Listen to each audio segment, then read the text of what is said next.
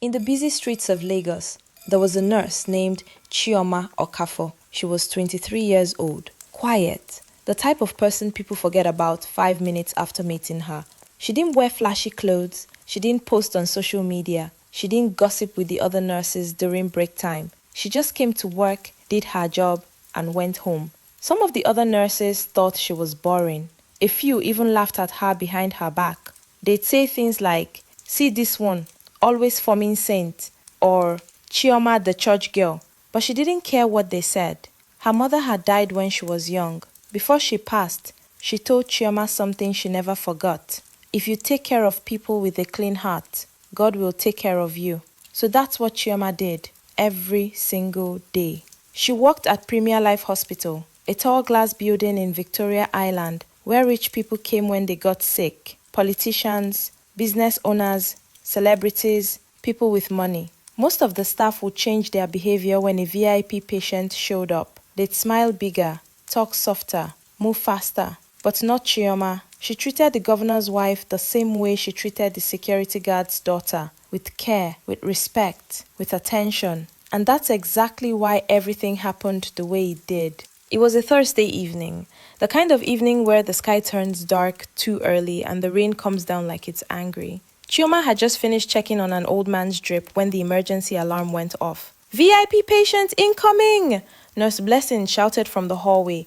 "Prepare the executive suite now, now!" Everywhere scattered. Nurses ran to spray air freshener. Others adjusted their makeup and wigs. The matron herself came downstairs with her wig properly set. But Chioma just walked calmly to the ICU area and started preparing equipment. Minutes later, a black Range Rover pulled up at the emergency entrance. 3 men jumped out, then 2 more in black suits and dark glasses. They pulled out a stretcher. On it was an old man, tubes in his nose, blood stains on his white agbada. His eyes were closed. His chest was barely moving. "Wait, is that Chief Emeka Nwankwo?" One nurse whispered.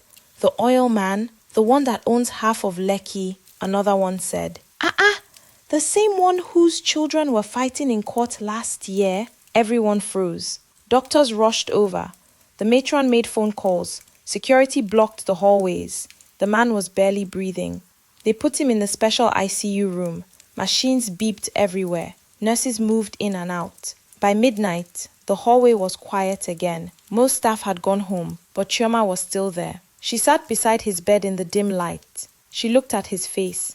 There was a scar near his left eye. His beard was grey and rough. His lips were cracked and dry. She took cotton wool, dipped it in warm water, and carefully cleaned the blood near his nose.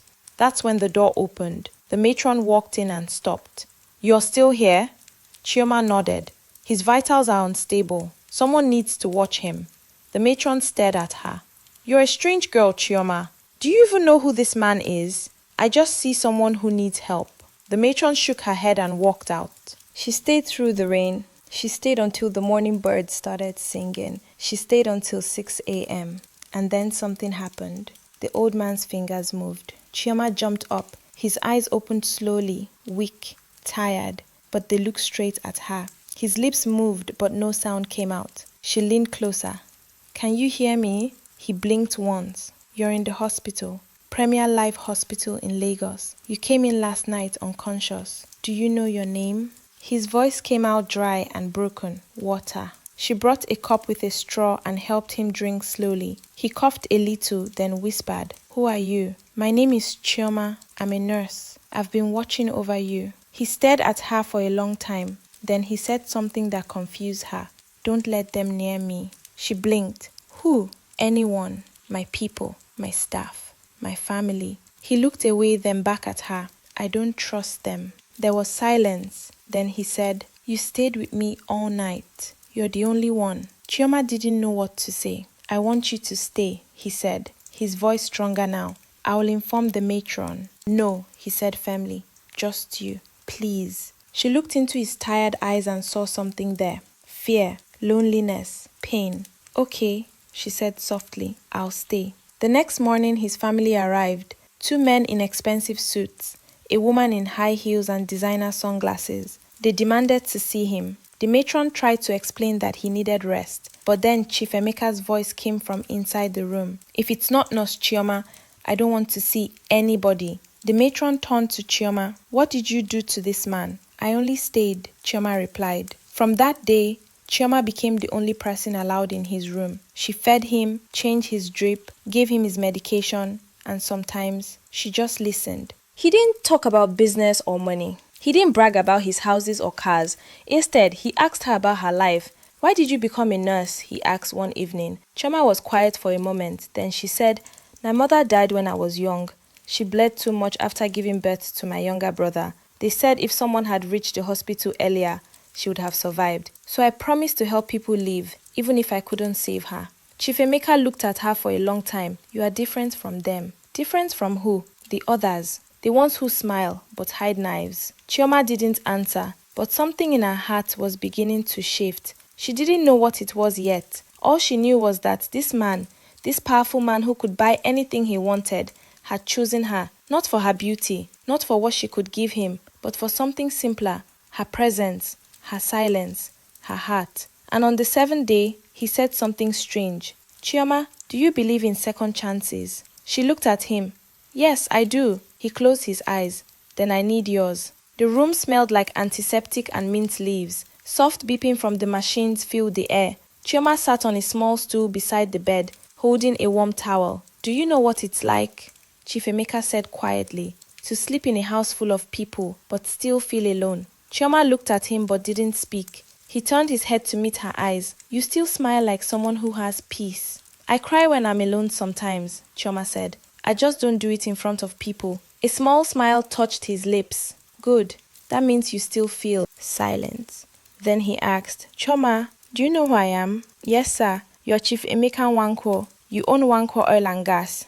You have many properties. Is that all? That's all I've heard. He looked away. Then you don't know me at all. That's good. He reached for her hand. His fingers were shaking. Don't believe what they tell you about me. And don't trust them either. They are waiting like vultures, pretending to care. But they just want my name, my land, my signature. I don't want anything from you, sir. I know, he whispered. That's why you're the only one I trust. Just then, there was a knock on the door. Nurse Blessing opened it slightly. Chioma, his son is here, with a lawyer. They want to see him.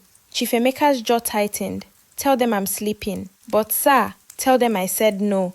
Blessing quickly closed the door. Chief Emeka took a deep breath. They think I'm stupid. My first son hasn't called me in 2 years. Now he shows up with a lawyer. What do you think he came for? Chioma stayed quiet. Exactly, he said. You don't know, but I do. He looked at her again. Do you think I'm a bad man? She was surprised. No, sir. I've done things, he said slowly. Things I'm not proud of. But there's one thing I regret. One thing I wish I could undo. His voice trailed off. He turned to the window. Sometimes I wake up at night hearing her voice, hearing her laugh. And then I remember, I let her go.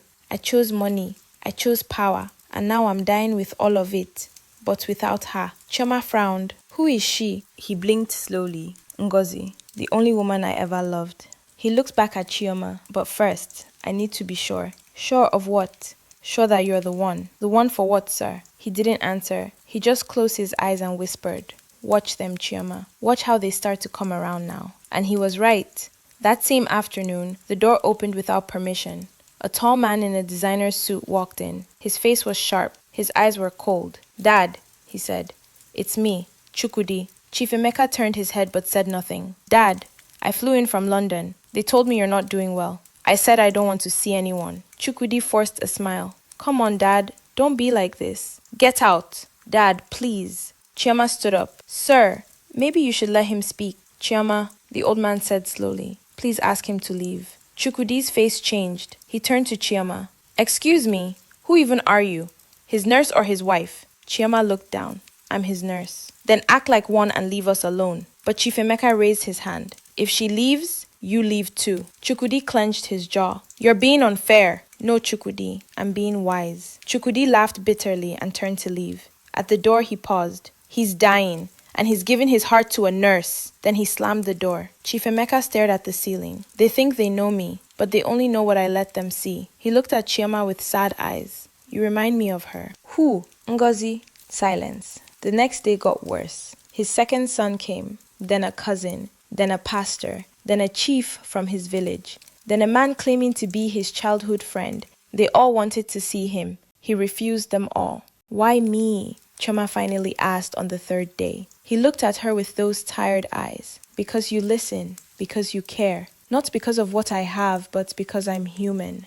Later that night, as she adjusted his pillow, he spoke again. Chioma, do you believe in secrets? I think everyone has one. He nodded. Mine has been locked away for 28 years. But it's time. Time for what? To tell someone. To fix what I broke. To right a wrong. She looked at him closely. He reached out and tapped the small table beside the bed. There's a bag under this bed. She bent down and pulled out a black leather bag. Open it. She unzipped it. Inside was a brown envelope thick with papers. On top was a silver key. Next to it was an old photograph of a young woman holding a baby. Chioma stared. That's her, he said. That's Ngozi, the only woman I ever loved. She touched the photo carefully. She's beautiful. She was more than that. She was everything. But I left her. He looked away. I left her because my family said she wasn't good enough. Because she didn't come from money. Because I was weak. He looked back at Chioma. His eyes were red. She was carrying my child when I left. Chioma gasped quietly. You had a child with her? He nodded. A daughter. Her heart beat faster.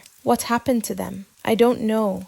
I've tried to find them. I've paid people. I've searched. Nothing. And now I'm dying. Chioma was quiet. Her mind was spinning. He pointed at the key. That's the key to the house in Epe village. That's where she stayed. I need you to go there. Me? Yes, you. She held the key in her hand, confused. Why me, sir? Because I trust you. Because you do it with clean hands. Not for money, not for fame, but for truth. Chioma sat down slowly. She stared at the photo again. What if they're gone? Then at least I tried. At least I didn't take the secret to my grave. He closed his eyes. I have so much money, Chioma. Cars, houses, land. But I feel empty. I want peace. I want to see her face again, or my daughter's, before I go. Chioma looked at the photo once more, and in that moment, something inside her changed. She didn't know what she was stepping into. She didn't know who she would find or what she would discover. But she knew one thing. She couldn't say no. The photo was still in Chioma's hand. The woman had a soft smile and kind eyes. Her wrapper was faded. Her blouse was simple. But there was something gentle about her face. The baby in her arms was wrapped in cloth, sleeping peacefully. You really want me to go to Epe? Chioma asked quietly. Yes, he said. His voice was rough. You must. She looked at him. But sir, I'm a nurse. Why not send someone from your family? Or a lawyer? He turned his face slowly toward her. They'll ruin it. Ruin what? The chance.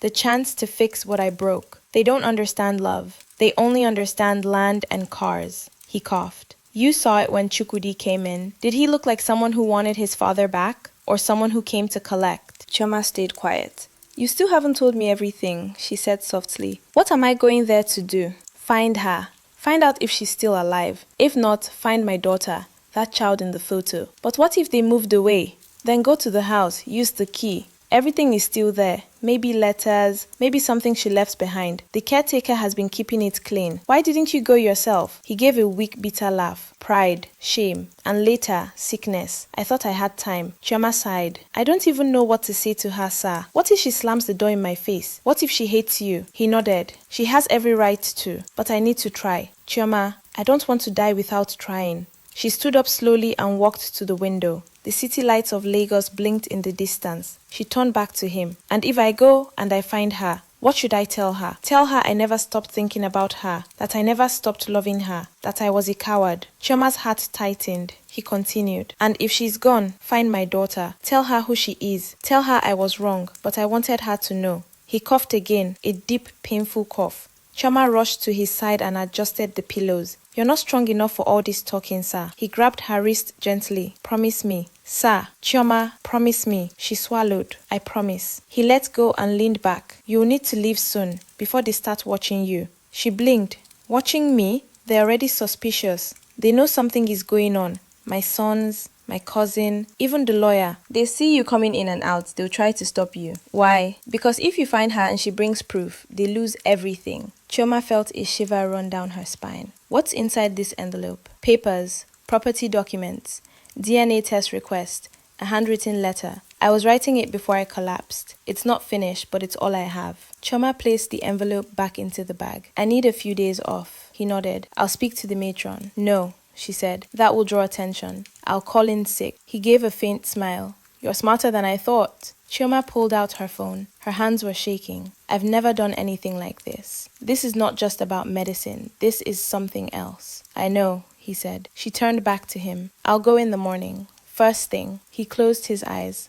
and for the first time since she met him, a small tear rolled down his cheek. Thank you, Chioma. But before she could reply, the door burst open. Chukwudi stood there again. Behind him was another man in a grey suit holding a black folder. What's going on? Chukwudi asked, stepping forward. Dad, why is she still here? Chioma quickly placed the bag under the chair. She's my nurse, Chief Emeka said, coughing. She's more than that, obviously. We've been waiting outside for over 30 minutes. I didn't ask you to wait. Chukwudi stepped closer. This is ridiculous. I brought the lawyer. You need to sign the update on your will. I'm not signing anything today. You've been delaying for weeks. I said no. Chioma stood up. Maybe I should go.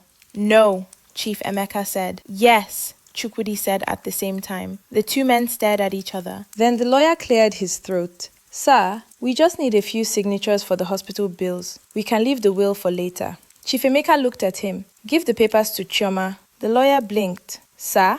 Give the papers to Chioma. She'll check them first. Chukwudi looked like he was about to explode. Dad? What's wrong with you? But the older man didn't turn. I trust her more than I trust my own blood. The lawyer, looking uncomfortable, placed the folder on the table and backed away. Chukwudi stepped forward and slammed his palm on the table.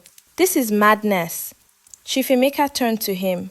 When I die, you'll get what you deserve. But don't try to cheat me while I'm still breathing.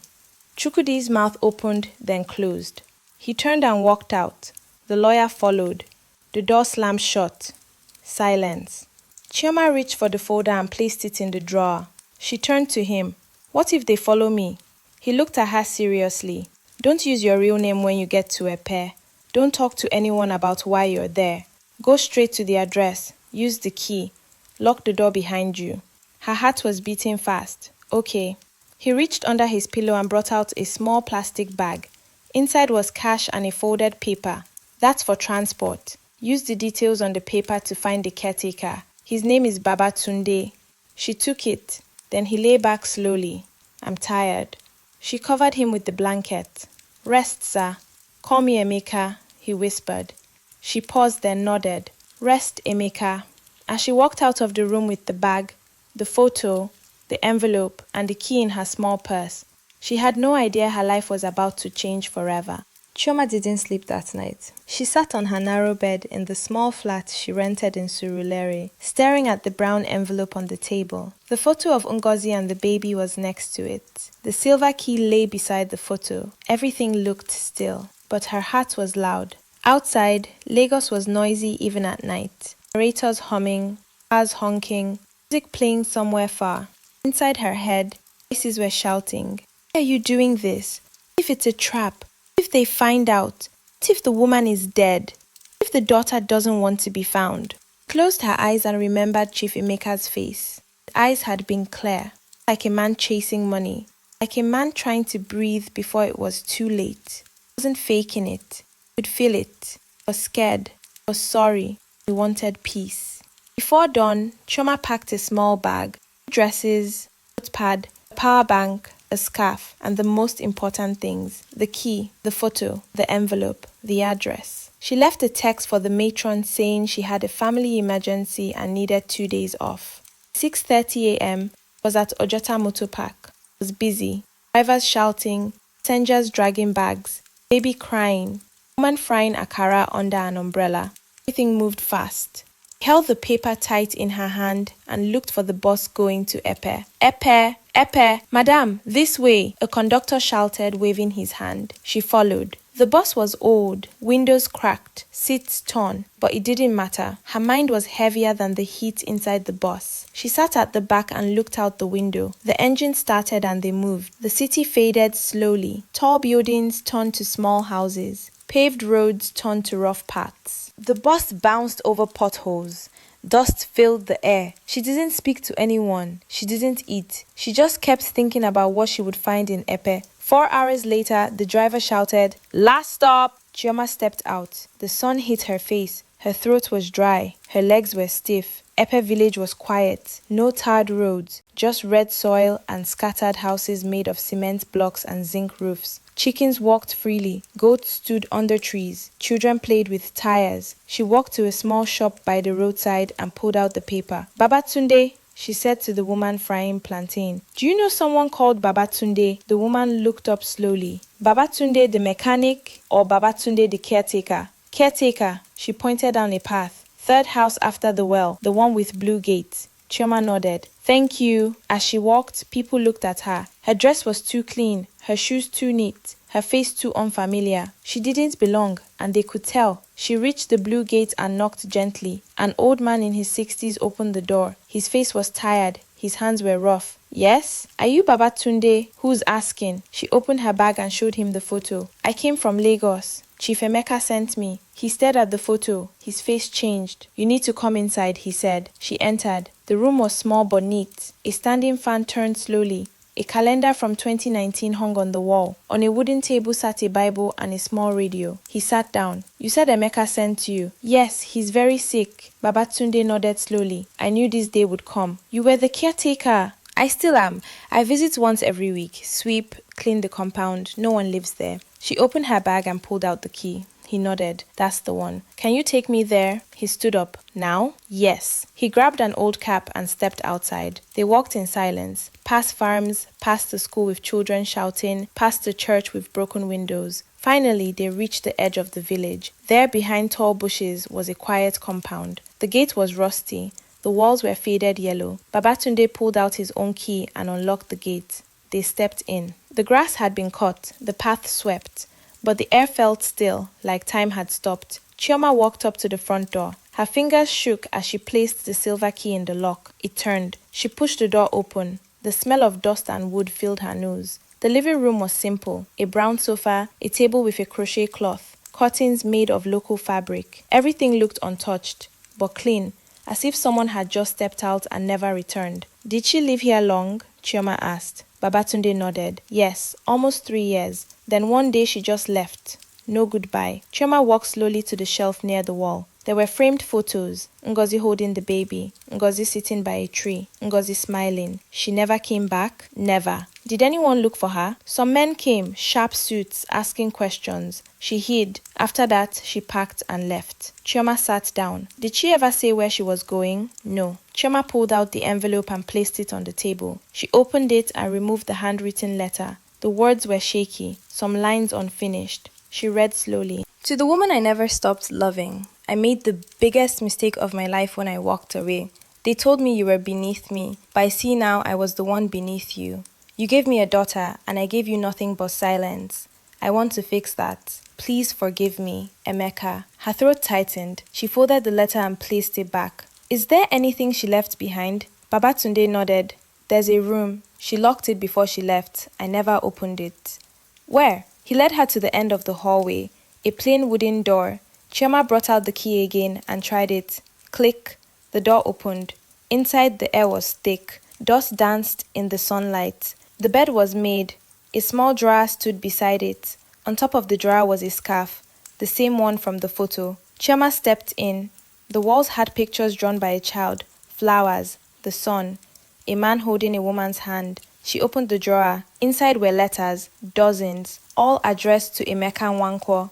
None had been sent. She picked one up. "You left."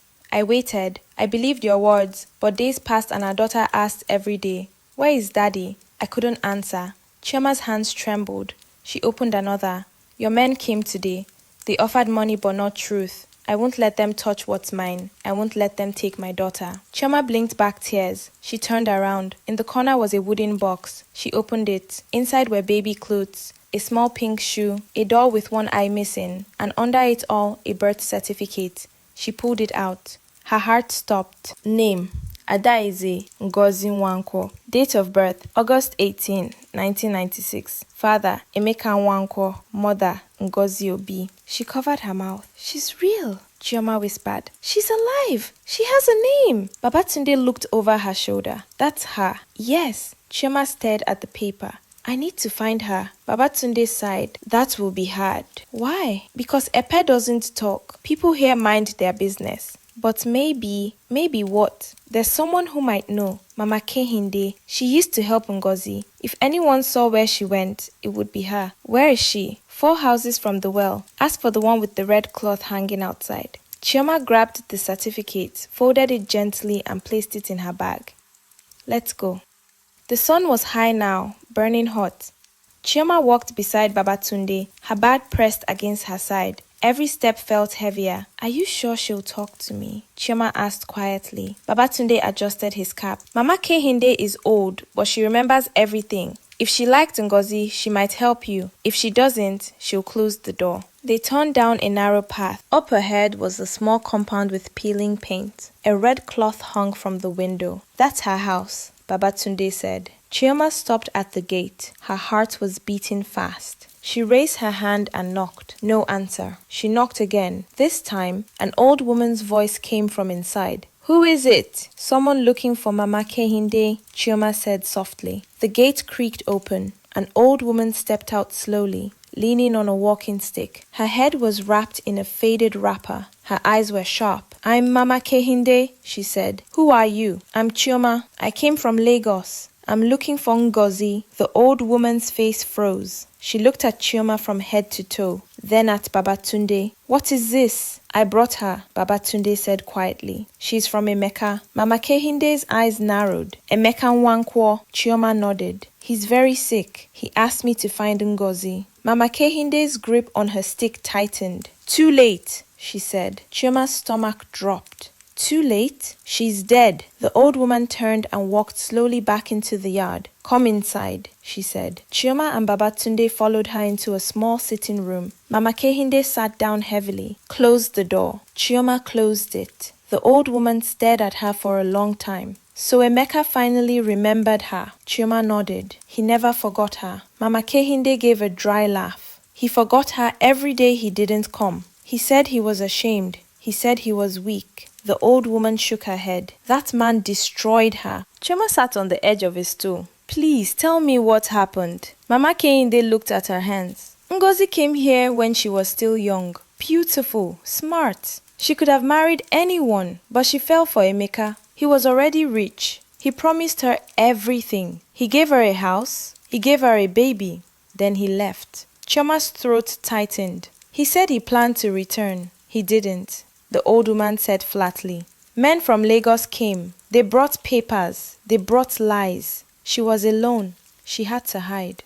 Did she ever speak badly about him? She cried for him, Mama Kehinde said, her voice softening. She prayed for him even when she was angry. She said he was lost. Chioma blinked back tears. And then she raised the child. She called her Adeze. Bright girl. But Adeze was always asking about her father. Ngozi didn't know what to say. The girl started to hate the name Nwankwo. Chioma reached into her bag and pulled out the birth certificate. I found this in the house. Mama Kehinde glanced at it and nodded slowly.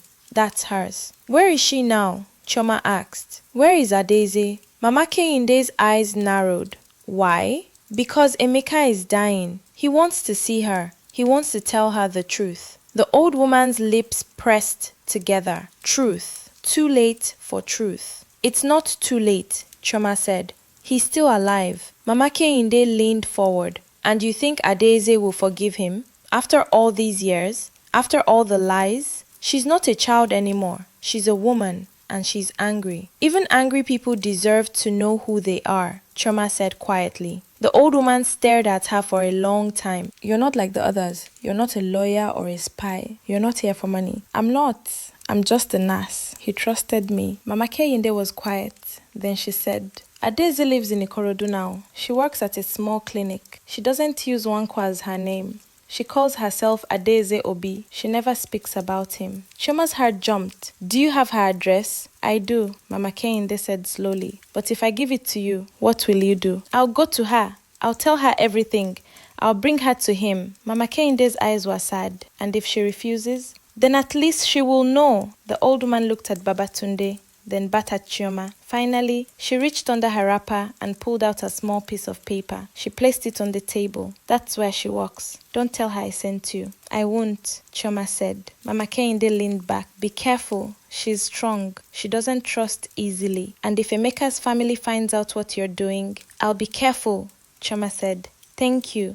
The old woman nodded. I loved Ngozi like a daughter. When you see Adaeze, tell her that. Tell her Mama Kehinde still prays for her. I will. Chioma folded the paper and placed it in her bag. As she stood up, Mama Kehinde grabbed her wrist. One more thing. Don't go at night. Leave at first light. And don't tell anyone where you're going. I understand. Outside, the sky had begun to turn orange. Babatunde walked ahead in silence. Chioma followed, her mind spinning. When they reached the main road, Babatunde stopped. You found what you came for? I think so. You're going to find the daughter? Yes. He looked at her carefully. This road you are walking is not safe. I don't care, Chioma said. It's not about me. He gave a small nod. Then may God guide you. He turned and walked away. Chioma stood alone, holding her bag. The village felt different now. Not just quiet, watchful. She could feel eyes on her from behind windows. Maybe it was just her imagination, or maybe Chukwudi's men were already here. She walked quickly back to the compound where Ngozi once lived. She shut the door behind her and sat on the bed in the locked room. She unfolded a piece of paper from Mama Kehinde. It had a name and a clinic address scribbled in shaky handwriting. She stared at it. Adaeze Obi. She whispered the name softly. Then she took out her phone and tried to call Chief Emeka. No answer. She tried again. Still no answer. Her chest tightened. Was he worse? Was someone stopping him from picking up? She put the phone down and covered her face with her hands. She felt the weight of everything pressing down on her. She thought about her mother, about the promise she made to help people. And now here she was, in a stranger's room, holding another stranger's life in her hands. She stood up and walked to the window. Outside, the sky was deep purple now. A few stars had appeared. I'll find you, she whispered. I'll find you, Adaeze, even if it's the last thing I do. She closed the curtain and turned back to the bed. Tomorrow she would leave Epe. Tomorrow she would step into a storm she couldn't yet see. But tonight, she would gather her strength because the road ahead would be harder than anything she had faced before. The next morning came with no rooster crowing, just the sound of Chioma's phone vibrating. She sat up quickly. A text. It was from Nurse Blessing at the hospital. Where are you? Chief's condition got worse last night. Mayton is panicking. Nobody's allowed inside his room anymore. Chioma's heart dropped. She typed back quickly. Is he still alive? A reply came a moment later. Yes, but sedated. Chukwudi has taken control. He's blocking visitors, even Matron. Says it's to protect his father. Chioma's fingers froze. She looked at the brown envelope on the table, then at the small note with Adaeze's clinic address. Time was running out. She threw on her dress, tied her scarf, packed her things, and locked the house. She left a simple note for Babatunde under the gate. Thank you. Pray for me. By 9 a.m., she was on an Okada heading to Ikorodu. The wind slapped her face. Dust got into her eyes, but she didn't blink. She held the bag tightly with both arms. The rider stopped in front of a small building painted white with blue letters. Hope Medical Center. It didn't look fancy, just honest. Chioma paid the rider and stepped inside. The waiting area had only 3 plastic chairs. A mother rocked a baby on one. A young boy sat on the floor with a bandaged arm. A woman in a nurse uniform looked up from the desk. Good morning, how can I help you? Chioma cleared her throat. I'm looking for Nurse Adaeze Obi. The woman blinked. Why? I need to speak with her. It's very personal. She's attending to a patient. Please wait. Chioma sat down. Her palms were sweating. What if Adaeze didn't believe her? What if she got angry? What if she refused to come? Minutes passed. Then the door behind the desk opened, and there she was, Nurse Adaeze. The same eyes as Ngozi, the same gentle mouth, but stronger now, older, more guarded. She looked at Chioma carefully. You asked for me. Yes. Chioma stood up. Can we talk? Adaeze frowned. Who are you? My name is Chioma Okafor. I'm a nurse too, from Lagos. Adaeze folded her arms. And I came to speak to you about your father. Adeze's face didn't change. I don't have a father. You do, Chioma said softly. His name is Emeka Nwankwo. A long silence filled the room. Adaeze turned to the other nurse. Take over the front. Then she walked into the side room without saying another word. Chioma followed. Inside, the room was small. A desk, 2 chairs, a shelf with medicines, a small fan humming in the corner. Adeze sat down. Talk quickly. Chioma sat across from her. She pulled out the envelope, opened it, laid the birth certificate on the table, then the photo of Ngozi holding baby Adeze. I came to Epe, Chioma said. I went to the house your mother lived in. I met Mama Kehinde. I found this. Adeze stared at the photo. She didn't speak. He's dying, Chioma said. Your father, he's very sick. He sent me to find your mother, but she's dead. Adeze said quietly, 6 years now. Chioma nodded. I'm sorry. Adeze's fingers touched the photo, then pulled away. He sent people before, men in suits, talking nonsense. I told them I didn't want his money. I'm not here for money, Chioma said. He didn't send money this time. He sent me. Adeze looked at her. Why? Because I'm a nurse and I stayed with him when no one else would. He told me about you. He regrets everything. Too late. Chioma nodded slowly. Maybe, but he still wants to see you. Adeze leaned back. You know how many nights I watched my mother cry? You know how many lies she had to cover just so I wouldn't hate myself for being born? I don't know, Chioma said, but I know he wants to make it right. Adeze stood up, pacing now. I built this clinic from nothing. I used to hawk sachet water just to buy pen and paper. I cleaned offices to pay for nursing school. My mother didn't live to see me wear the uniform. She died with nothing. And now he wants a hug? No, Chioma said calmly. He doesn't expect a hug. He just wants a chance to look you in the eye, to say sorry with his own mouth. If that's all you let him do, that's enough. Adeze turned. Her eyes were glassy now. You don't know how long I waited for him to show up. On my birthday, on graduation, when Mama was buried. He didn't come. I know, Chioma said. But now you have the power. You get to face him, not as a little girl waiting for love, but as a woman with a name, a life, and the truth. Adeze sat down again. They sat in silence. Then Adeze whispered, if I go, we go quietly. Yes, no news, no photos. Of course. Adeze looked down at the photo again. She nodded once. Let me pack a bag. The journey back to Lagos was quiet. Adeze didn't speak much. She held the photo in her lap the entire time. Once or twice, she asked questions about Chief Emeka's health, about what he looked like now, about whether he remembered her birthday. Chioma answered what she could. The rest, she said, ask him. When they arrived at Premier Life Hospital, it was almost evening. Chioma wore a scarf low over her face. Adeze wore a black hoodie. They walked past the front desk, past the nurses who gave Chioma long, suspicious looks, past the matron who raised her brows but said nothing. When they reached the ICU wing, 2 security men stood at the entrance. We're here to see Chief Emeka, Chioma said. The guards shook their heads. No one's allowed in. Chioma brought out her badge. I'm his nurse. One of the guards made a call, nodded. Only you, not her. If I don't go in, she doesn't go in, Chioma said. Orders are orders. Just then, a loud voice echoed behind them. What is this? It was Chukwudi. His tie was loose, his face sharp with anger. What are you doing here? He snapped at Chioma. Did I not tell you to stay away? You don't give orders here, Chioma said calmly. I'm his nurse. I'm his son. Chukwudi stepped forward. Who's this? He pointed at Adeze. No one you need to worry about. Are you bringing strangers to his bedside? She's not a stranger. Chukwudi looked closer. Wait, is this the woman from the village? Adeze raised her head. Chukwudi froze. What game is this? He hissed. No game, Adeze said softly. I'm Adeze Ngozi Nwankwo. Silence. The guards looked confused. Chukwudi stepped back. This is madness. Chioma stepped in front of Adeze. Move, now. Chukwudi's mouth opened, but he saw something in Adeze's eyes that made him stop. He stepped aside. They walked in. Chief Emeka was lying on the bed, pale and still. His oxygen mask covered half his face. Chioma walked to his side. Emeka, she said gently, I brought her. His eyes opened slowly. They moved from Chioma to Adeze. They stopped there. They did not move again. Tears filled his eyes instantly. His hand lifted shakily. Adeze didn't move. He reached further, then whispered, Ngozi. Adeze's lips trembled.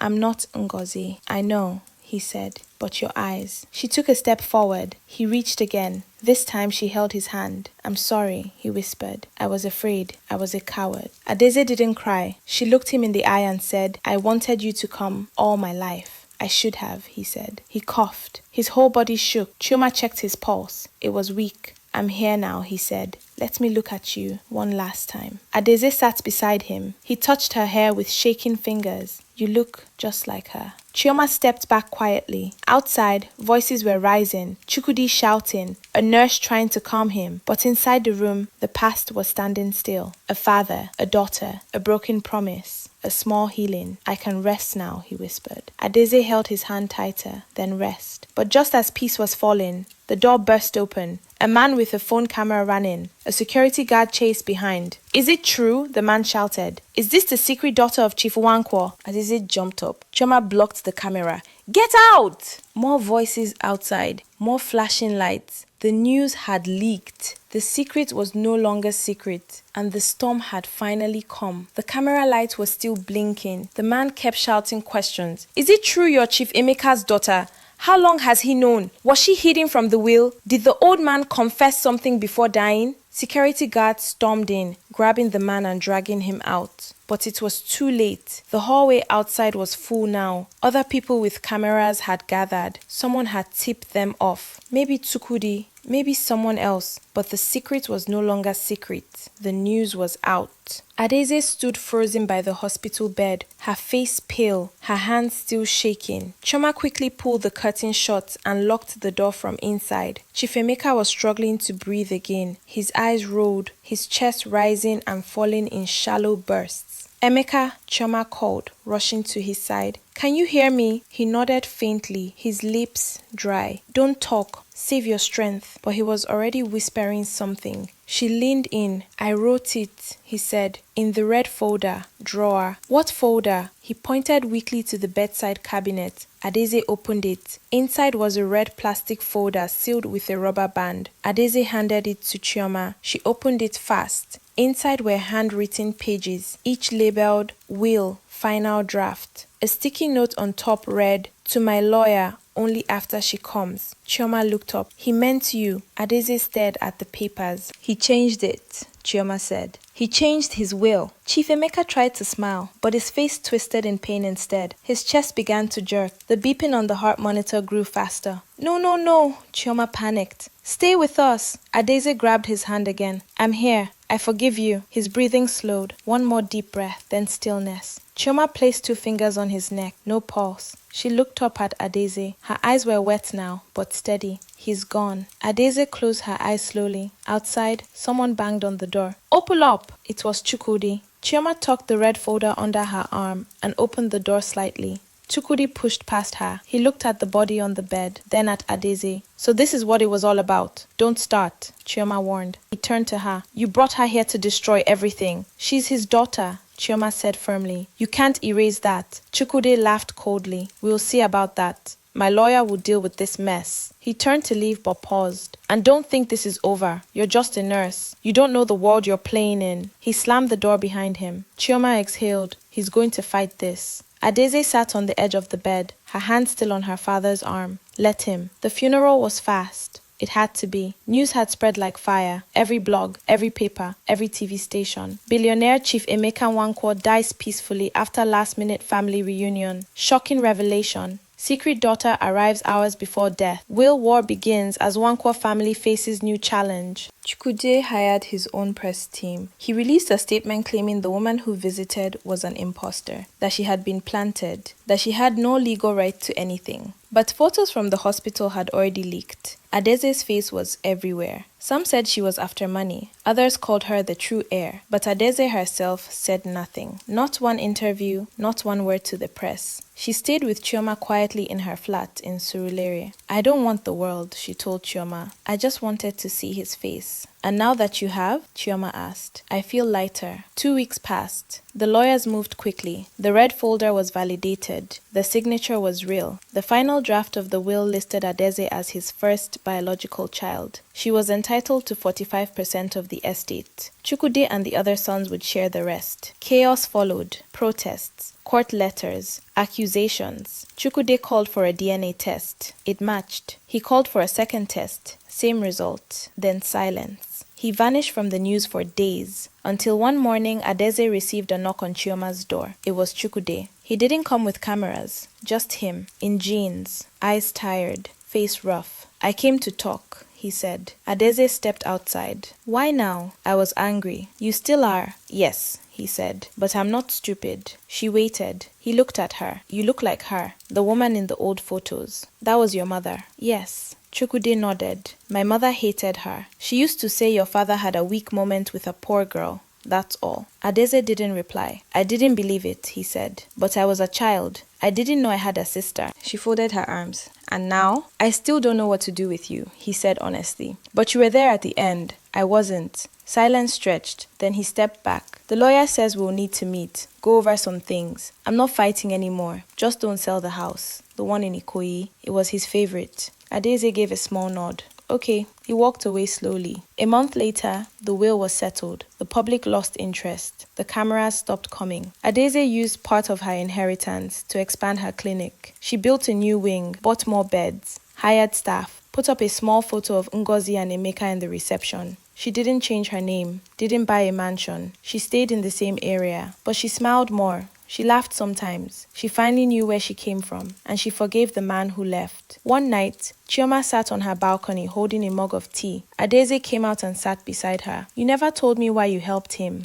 Adeze said. Chioma sipped her tea. Because I saw something in his eyes. Regret and fear and hope. I've seen many people die, Adeze, but not many try to fix their soul before going. Adeze nodded. You're a good person. So are you. I couldn't have done it without you. Yes, you could have. They smiled. Then Adeze stood up. I'm going to bed. Chioma nodded. Good night, Nwankwo. Adeze laughed softly. Don't call me that. And walked inside. The next morning, Chioma received a package. It had no name, no return address, just a black envelope and a sealed letter. She opened it. It was handwritten, to Chioma, the woman who gave me peace. Her eyes widened. It was from Emeka. She sat down and began to read. I knew I might not live long enough to say goodbye. But if you're reading this, then it means you fulfilled your promise. You brought her home. You did what no lawyer, no son, no friend could do. You saw me not as a name, but as a man, and you stayed. This world needs more hearts like yours. I didn't have much left to give, but I left something for you. Not money, not land. A small piece of land near Badagry, quiet, by the beach. You'll find peace there, just like I did with you. Thank you, Chioma.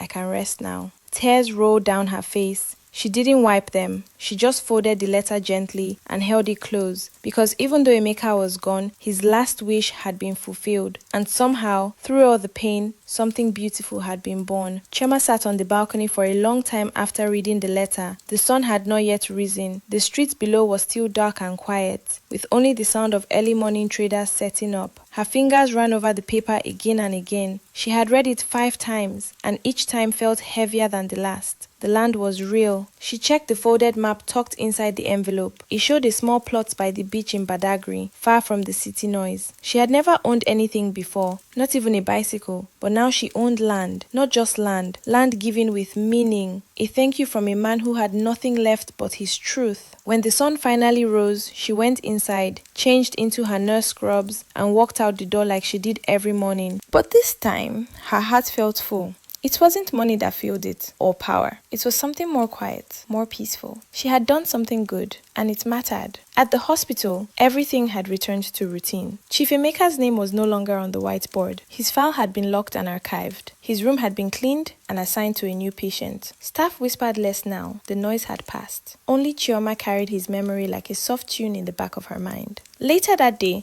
the matron called her into the office. You have a visitor, she said.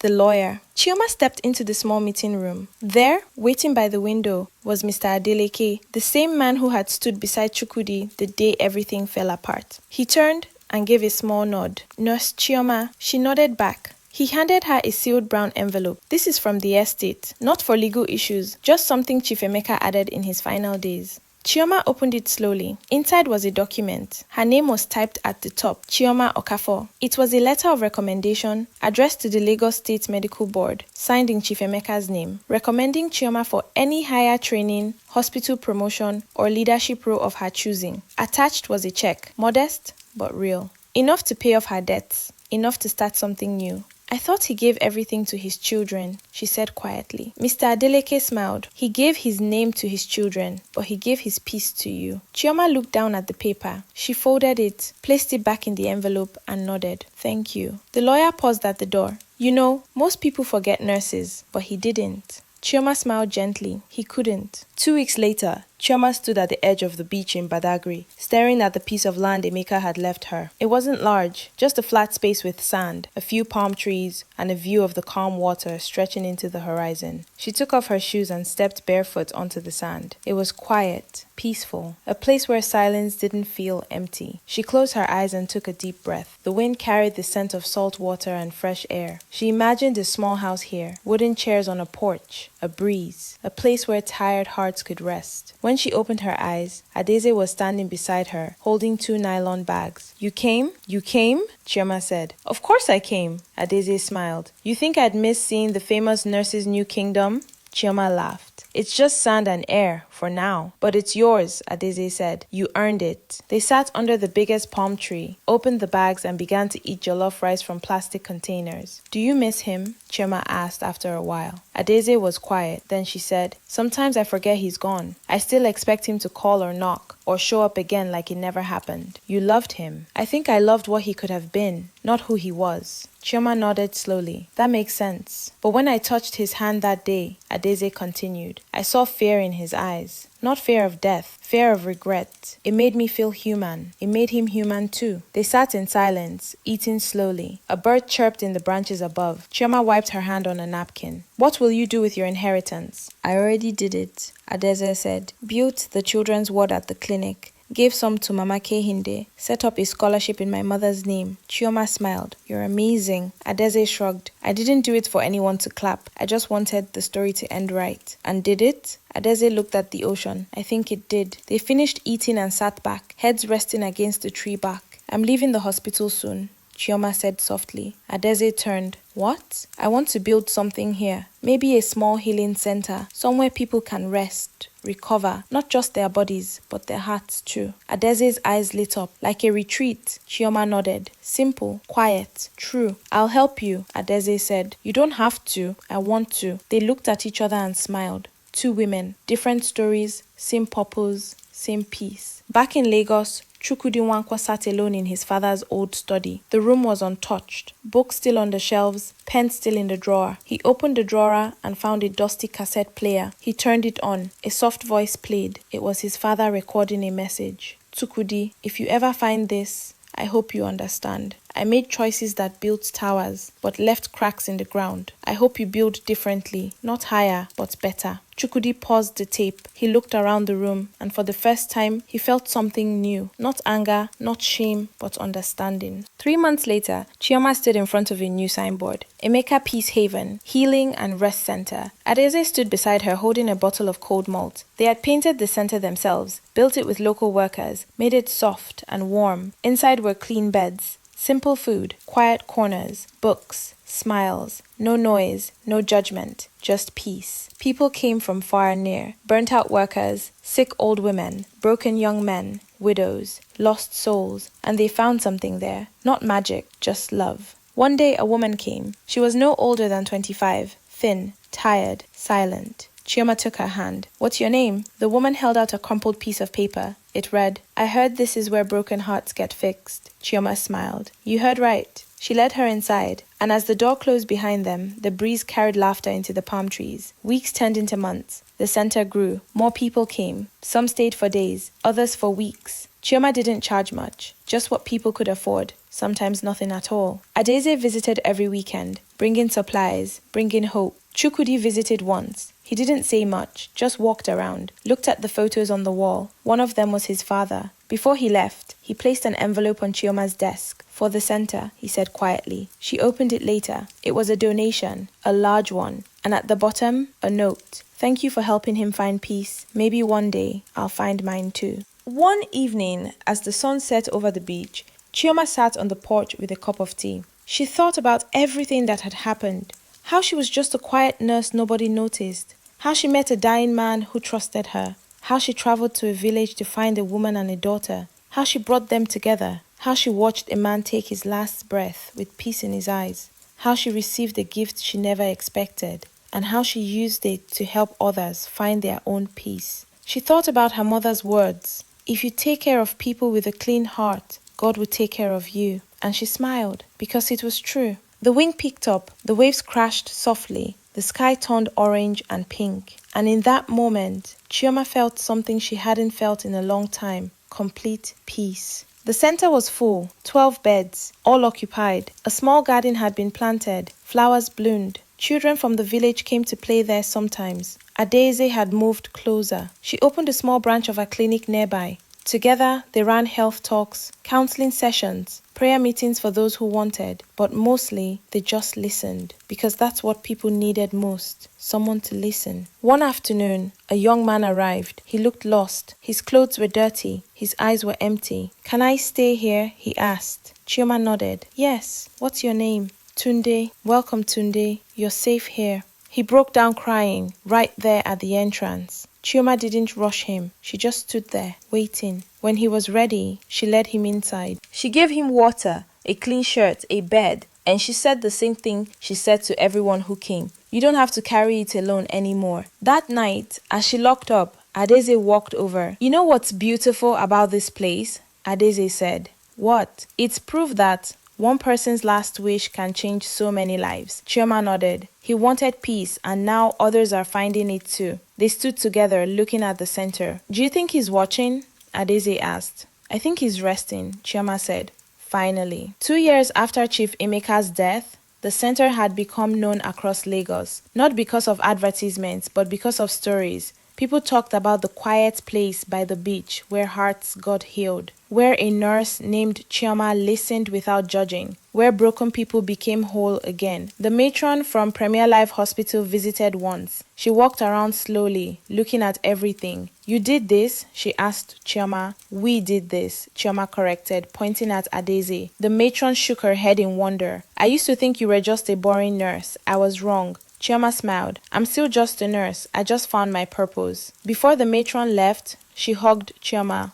"I'm proud of you." Chioma didn't cry, but her eyes got watery. One day, a black car pulled up at the center. Chukwude stepped out, but he wasn't alone. He had brought his teenage daughter. "This is Zainab," he said to Chioma. "I wanted her to see what real kindness looks like." The girl was shy, but curious. Chioma showed her around, introduced her to some of the people staying there. One woman told her story, how she had lost everything, how she had come here ready to give up, how Chioma had sat with her every night until she found hope again. Zainab looked at her father. "Why didn't we do something like this?" Chukwudi was quiet for a moment. Then he said, "Because we were too busy counting money. We forgot to count blessings." Before they left, Chukwudi pulled Chioma aside.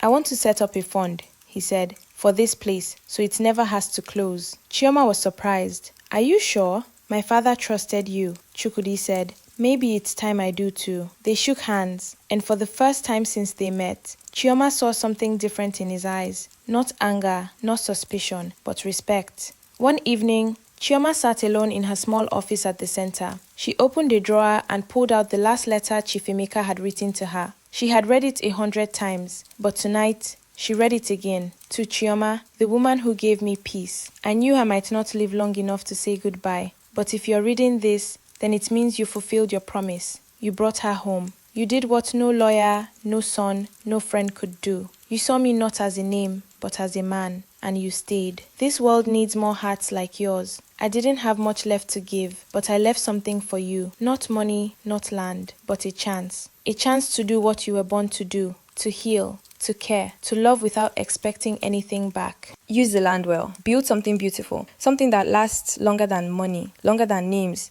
longer than me. Thank you, Choma. I can rest now, and because of you, others will rest too." She folded the letter and placed it back in the drawer. Then she stood up and walked outside. The sun was setting again. The sky was painted orange and purple. The waves whispered against the shore. She looked at the center, at the people sitting outside talking, at the children playing, at Adeze helping someone with their medication. She looked at all of it and she whispered, "Thank you, Emeka, for trusting me, for seeing me, for giving me this." The wind blew gently, the palm trees swayed, and somewhere, somehow, she believed he heard her. 3 years after the center opened, a young girl arrived. She was no older than 10, skinny, quiet. Her clothes were torn. Chioma knelt down to her level. "What's your name?" The girl didn't speak. She just handed Chioma a folded paper. Chioma opened it. It said, "My name is Blessing. My mother said you helped a man find peace before he died. Can you help me find mine?" Chioma's heart broke. She took the girl's hand. "Yes, I can." She led her inside, gave her food, a bath,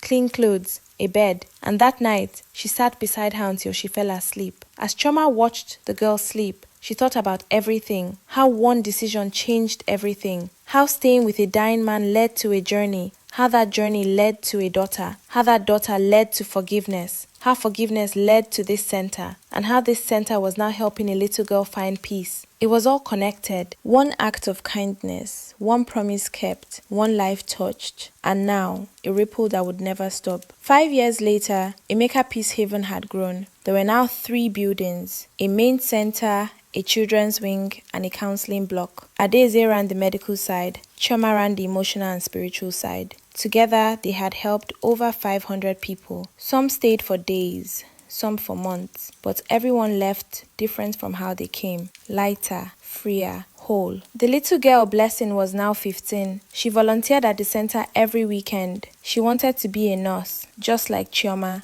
Why? Chioma asked her one day. Blessing smiled. Because you showed me that one person can change everything. Chioma hugged her tight. One day, a documentary team came. They wanted to tell the story of the center. Chioma was hesitant, but Adaeze convinced her. People need to know, Adaeze said, not for fame, but for hope. So they agreed. The documentary was titled The Nurse Who Fulfilled a Billionaire's Last Wish. It told the whole story, from the hospital to Epe, to the reunion, to the center. It showed Chioma's journey, Adaeze's forgiveness, Chukwudi's transformation, and most importantly, it showed the people whose lives had been changed. When it aired, millions watched. Messages poured in from all over Nigeria, from other countries too. People sent donations, volunteers signed up, other centers wanted to partner. But through it all, Chioma remained the same, quiet, humble, focused. Because for her, it was never about fame, it was about keeping a promise. 10 years after Chief Emeka's death, Chioma stood at his grave. It was a quiet cemetery in Ikoyi. His headstone was simple, Emeka Nwankwo, 1943 to 2025. He found peace at the end. Adaeze stood beside her. So did Chukwudi and Blessing, and dozens of people from the center. They had come to remember him, not as a billionaire, not as a businessman, but as a man who made mistakes, who carried regret, but who tried to make things right before he left. Chioma placed flowers on the grave. Thank you, she whispered, for everything. As they walked away, Blessing asked, what do you think he would say if he saw the center now? Chioma smiled. I think he would say, well done, Chioma, well done. They walked in silence for a moment. Then Adaeze said, you know what the most beautiful part of this story is? What? Chioma asked. That it didn't end with him. It started with him. Chioma nodded, because that was the truth. Chief Emeka's last wish didn't just bring a daughter home. It didn't just give Chioma a piece of land. It created a movement of healing, of forgiveness, of second chances. And it all started with one quiet nurse who chose to stay. So what can we learn from this story? That sometimes the smallest acts of kindness create the biggest waves. That staying when everyone else leaves can change lives. That forgiveness is not about forgetting, it's about freeing yourself. That regret doesn't have to be the end, it can be the beginning of something new. And that one person, one decision, one promise kept can create a legacy that lasts forever. Chioma was nobody special, just a nurse. But she chose to care, to listen, to act. And because of that, hundreds of people found peace. A daughter found her father, a son found understanding, a broken family found healing, and a dying man found rest. This is what happens when you choose kindness over comfort, when you choose truth over silence, when you choose love over fear. The world changes, one heart at a time. And that's exactly what Chioma did. She changed the world, not with money, not with power, but with presence, with compassion, with a clean heart. And in the end, that's all that really matters. If this story touched you, hit that subscribe button.